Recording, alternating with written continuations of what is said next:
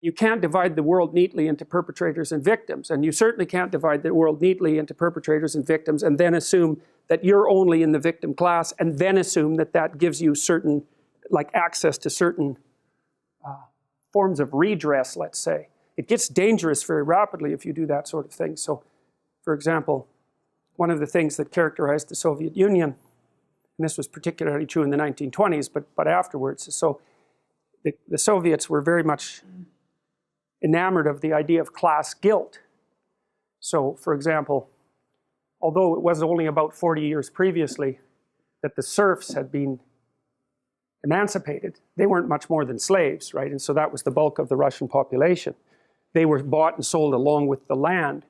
So they had been emancipated, and some of them, many of them had turned into independent farmers, and some of them had become reasonably prosperous because, at least in principle, I presume a certain proportion of them from being crooked, but I presume a larger proportion from actually being able to raise food. And of course, at that time, the bulk of the Russian food population was produced by these relatively successful peasant farmers. And relatively successful would mean maybe they had a brick house or something, and maybe they had a couple of cows, and maybe they were able to hire a few people. And so, you know, it wasn't like they were massive landowners or anything.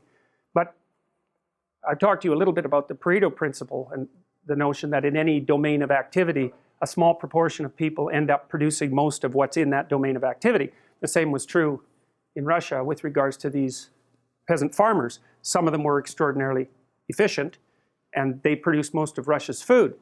When the communists came in, they described those landholders as parasites, essentially, predicated on the Marxist idea that if someone had extracted profit from an enterprise, that they had basically stolen that profit from the people, say, that they had employed or otherwise oppressed. And so you could be a member of the kulak, K-U-L-A-K, K-U-L-A-K. You could be a member of the kulak class. And then because you were a member of that class, you were automatically guilty. And so what happened was, and you got to think this through to really understand what happened. So what happened was the intellectual communists were sent out in cadres out into these little towns to find people who would help them round up the kulaks. Now you got to think about what a small town is like, because, so imagine you're in a town and there's 3 or 4 people or maybe 10 people or something like that who are a little more successful than everyone else. And a certain number of people are going to be fine with that and maybe even happy about it because they regard those people as particularly productive and, you know, as stalwart members of the community, regardless of their flaws. But there's going to be some people who are not happy about it at all, that are going to be very resentful about that and jealous. And so those are going to be people whose characters, I would say, are of the less positive type. And so when the intellectuals came in and described the reason that these people should be treated as parasites and profiteers, then it was the resentful minority in those towns, and that would be the kind of guy that hangs around in the bar all the time and is completely unconscientious and fails at everything and then blames everyone else for it. The intellectuals came in and said, this is unfair that this happened to you. You've actually been victimized, and now it's your opportunity to go have your revenge. And so that's exactly what happened. Now, in some of the villages, sometimes the peasants would actually surround the farmsteads of these more successful people and try to defend them, but that never worked out for very long. And so then these mobs, these angry mobs, would go into the farmhouses and strip the place right down to nothing. And they packed these people up and sent them on trains with no food out to Siberia, where there was no place to live. And so that they were packed into houses, you know, maybe they had a square meter each to live in, and all their children died of typhoid, and many of them froze to death. Many, many people died. Millions of people died as a consequence of the dekulakization, at least as a consequence of its total effect. So what happened then was that there wasn't any food produced. And so then 6 million Ukrainians starved to death in the 1920s, which is something you never hear about, right? You never hear about that. Why do you never hear about that? That's a question worth asking. You know, it was an absolute catastrophe. They used to, so these people were starving, right to the point of cannibalism, right? I mean, it was ugly as anything you could possibly imagine. If you were a mother and so you're supposed to hand all your grain into the Central Committee, mostly for distribution into the cities. You didn't get to keep any for yourself. And so maybe then afterwards, if you were a mother, you'd go out in the fields that had already been harvested, and you'd pick up individual grains of wheat. And if you didn't turn those in, that was death for you. So that's how far it was pushed. So, well, so that's a little story about how victimization, how the idea of victimization and perpetration can get out of hand extraordinarily rapidly. And so whenever people are beating the victim drum, you know, they'll cover that up with empathy, roughly speaking. We're speaking on behalf of the oppressed. It's like, maybe you are, but maybe you're no saint because, you know, you're so sure that you're a saint and you're only speaking from the position of good. Highly unlikely. Anyway, so Pinocchio is enticed into believing that he's a victim. Now, the logical part of that is that it is the case that, you know, you can make a very strong case that every human being is in some sense involved in a tragic enterprise, right? Because you're biologically vulnerable. You're not what you could be as a biological specimen, right? You're full of imperfections, and plus you're going to be sick, and those you love are going to be sick, and everything ends up in death. And so that there's a very tragic element to that. And then by the same token, you're also subject to the tyrannical aspect of your culture, right? Because it's forcing you to be a certain way all the time. Socialization does that. You're required to modify your own intrinsic nature in order to come into conformity with the broader community. And you can think about that from the Piagetian sense, which is the socialization makes you a more and more sophisticated person. And there's some truth in that, but you can also be subject just to tyranny, you know. And I see people in my practice, for example, who've had very tyrannical fathers, for example. Sometimes they have tyrannical mothers as well, but they're not so much encouraged to integrate properly into the social community as they are harassed and abused and made to feel insufficient and, you know, basically subject to tyranny. And so it's quite, and that's true of everyone to some degree. You know, you come to university and there's a tyrannical aspect to it.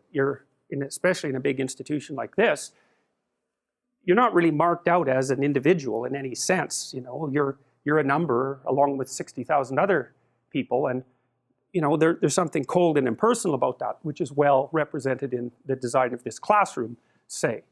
But by the same token, you know, the university provides you with an identity while you're exploring an intellectual landscape. You know, you have a lot of freedom compared to the vast majority of people. Perhaps you don't have as much freedom as you might if you compared it to some utopian notion of freedom, but in any real world sense, you're unbelievably well protected by the university, partly because it stamps you with the identity student, which is a respectable identity, and so you can go off and educate yourself as much as you can. Well, and everyone in society says that's okay. They carve out a protected space for you. So at the same time as you're being tyrannized by the institution and forced in some ways also to adopt the viewpoints, say, of the professors, depending on the professor, you're also the beneficiary of that, just like you're the beneficiary of this huge industrial infrastructure that underlies everything we do. So anyways, the fact that your life is tragic necessarily and that you are subject to oppression makes the victimization story really easy to swallow. But then there's a dark side of that too. And this is actually what happens with Pinocchio. So what happens here is that he's told that he's ill and convinced that he's ill. And they do use trickery. And so again, you could look at him in some sense as an innocent victim. But the innocence, the filmmakers do a good job of hedging against the innocent interpretation, because what he's offered and accepts because he's ill is an easy way out. And so what the fox basically tells him is that he needs to have a vacation because he's sick, and he can go off to Pleasure Island, which is this place of impulsivity, roughly speaking, and whim. It's like reversion to being 2 years old in some sense, and that he really needs that because otherwise he's not going to be able to live properly. He's not going to be able to recover his health. And so what Pinocchio is offered is the opportunity to abandon responsibility as a reward for adopting the guise of victim. And that's really worth thinking about, because one of the things I've thought about for a long time is that I've been trying to figure out what gives people's lives meaning. And tragedy gives life its negative meaning. And nobody disputes that. Even if you're nihilistic, you're not going to dispute the fact that tragedy gives life negative meaning. So when nihilists say that life is meaningless, that isn't exactly what they mean. They mean that life is suffering, but there isn't anything transcendent about it that you could set against that suffering. That's nihilism. It's not that life is meaningless. That would just be neutral. It's like no one believes that, and they certainly don't act like they believe it.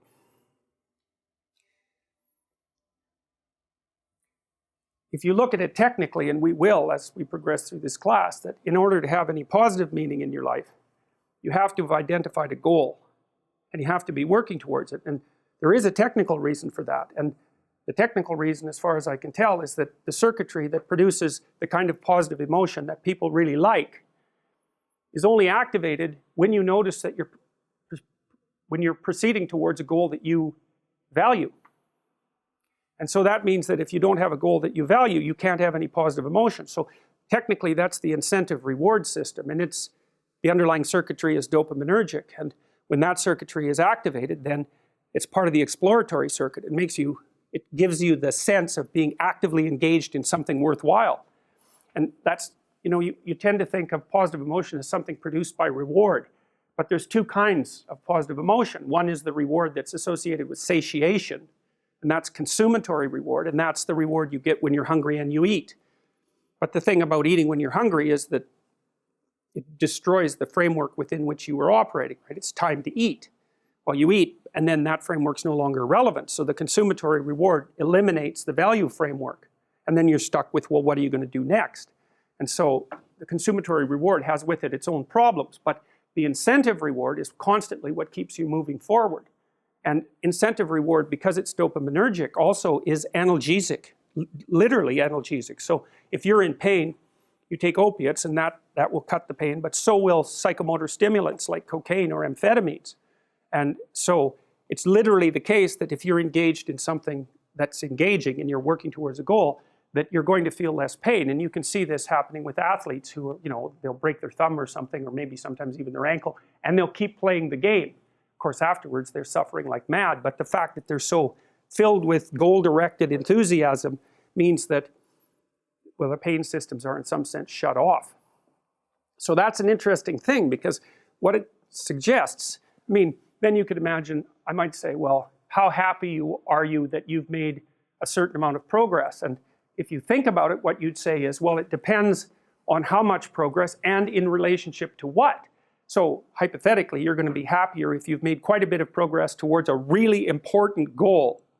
And then you have to think through what it means for a goal to be really important, because that's not obvious. Now, you could say, you're in this class and you're listening to some information, and maybe there's two reasons for that. You might find the information interesting per se, but let's forget about that for a minute.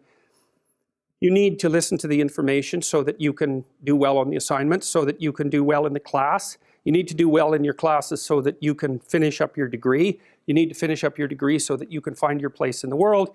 You need to do that so that you're financially stable and maybe you can start a family and have a life, and that's all part of being a good person, something like that. And so that's a hierarchy of goals, and you might say that being a good person would be the thing, however vaguely thought through, that's at the top of that hierarchy.